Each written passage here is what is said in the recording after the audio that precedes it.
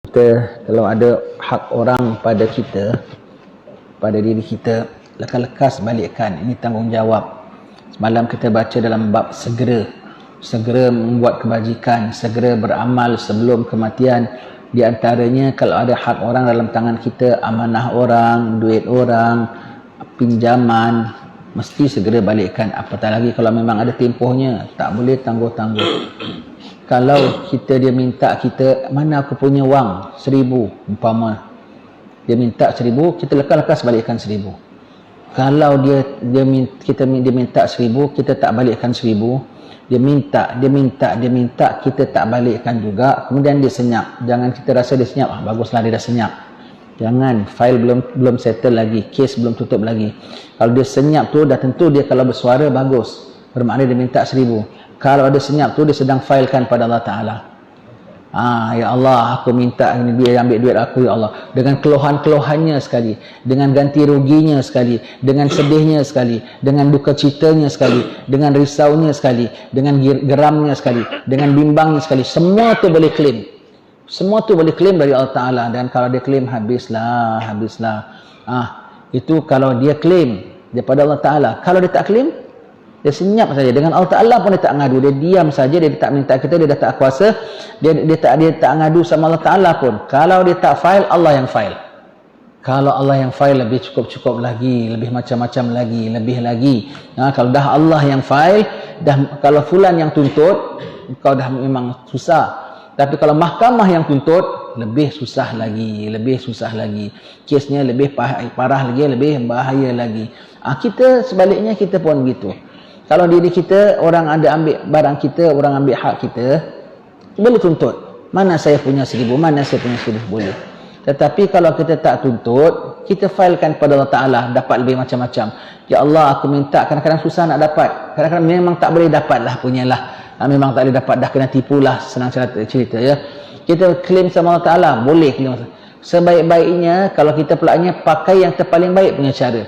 Jangan kita filekan pada Allah Ta'ala, biar Allah Ta'ala yang filekan. Kalau kita yang filekan tuntutan pada Allah Ta'ala, takut kita overclaim, kita tertuntut lebih, takut kita tuntut dengan hawa nafsu, takut kita tuntut dengan rasa dengki, takut kita tuntut yang lebih daripada hak kita.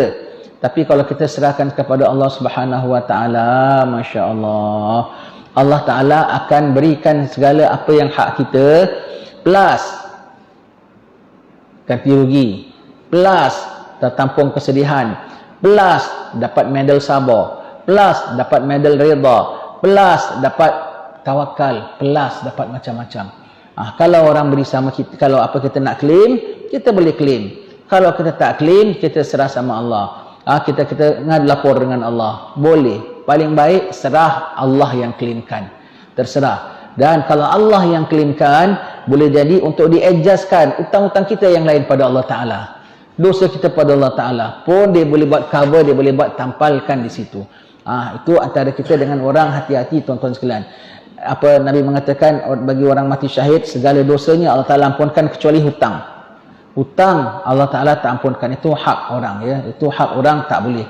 Begitulah jugalah kalau umpamanya lah kita sebagai bapa lah. Kita sebagai bapa dalam rumah, anak kita ngadu sama kita, Pak, abang ambil duit saya, Pak. Abang ambil duit saya, Pak. Bapa boleh ampunkan anak-anak kan, bapa boleh ampunkan dosa anak. Tetapi hutang bapa sayugia jangan ampunkan. Bapa kalau ampunkan, bapa zalim terhadap anak yang bawah ini. Tak apa, bapa ada kuasa mutlak, bapa ampunkan kau. Dosa anak tu pada bapa boleh ampunkan. Dosa anak sesama lain, bapa tak boleh ampunkan. Bapa ampunkan, bapa zalim. Dan jadi contoh bagi yang lain, nanti dia akan makan duit adik ini, dia akan makan duit adik ini, nanti bapa boleh ampunkan? Bapa boleh ampunkan? Tak boleh. Allah sendiri yang maha pengampun, maha kuasa mutlak. Allah Ta'ala maha adil, tak akan ampunkan dosa. Tapi abang bilang, bapak tak akan ampunkan dosa saya. Saya banyak khidmat bapak tau, rumah ni semua saya yang cat semua. Orang mati syahid tu tak besar khidmatnya. Orang mati syahid tu tak besar sumbangannya. Orang mati syahid tu tak besar baktinya, nyawanya tu diberi pun Allah Ta'ala tak ampunkan dosa dia. Allah Ta'ala tak boleh ampunkan dosa dia sesama kita manusia. Itu paling hati-hati sekali tuan-tuan sekalian. Kalau ada hak orang dalam tangan kita, segera kita kembalikan. Kalau kita kembalikan, setakat kita kembalikan hak dia saja. Kalau kita tak kembalikan, macam-macam dia dituntut dan Allah Ta'ala boleh luluskan. Dan kalau dia tak tuntut, Allah, mahkamah Allah Ta'ala sendiri akan tuntut. Habislah kita, ya. Dan jangan kita harap Allah Ta'ala akan ampunkan. Tak apa, aku buat baik dengan Allah Ta'ala, Allah Ta'ala ampunkan. Setakat dosa kita dengan Allah Ta'ala Maha Suci mengampunkan. Dengan keadilan Allah Ta'ala, dosa kita sesama kita tak boleh. Apatah lagi kalau abang yang jahat ni duit bukan seorang adik, adiknya pulaknya 8 adik dia ada buat kacau. Allah, ataupun dia bukan kacau adik, aku tak kacau adik, tetapi dia kacaukan barang-barang yang menjadi keperluan adik. Seperti apa? Mentol lampu rumah dia pecahkan keumpamanya, sampai adik terpaksa hidup dalam kegelapan. Semuanya itu walaupun bukan secara direct, tetapi itu hak adik tak? Hak adik. Dengan dia ambil lampu mentol ini, dia ambil 4 butir 5 butir, dia jual dekat lain begitu, adik-adik dalam kegelapan tak? Adik-adik dalam kegelapan umpamanya, ya. Beras dekat dapur, apalah engkau punya, ini memang rumah ini punya, ini rumah ini punya untuk adik-adik lain semua juga. Kau ambil segantang, kau kasih, kau jual, kau dapat duit umpamanya lah, ya. Begitu, ya. Ini yang sampai yang lain terpaksa kena kelaparan, bapak tak boleh maafkan, ya. Ingat, kau minta sama Allah Rabbul Alamin pun Allah Ta'ala tak maafkan. Begitulah, ya. Sambung baca kita.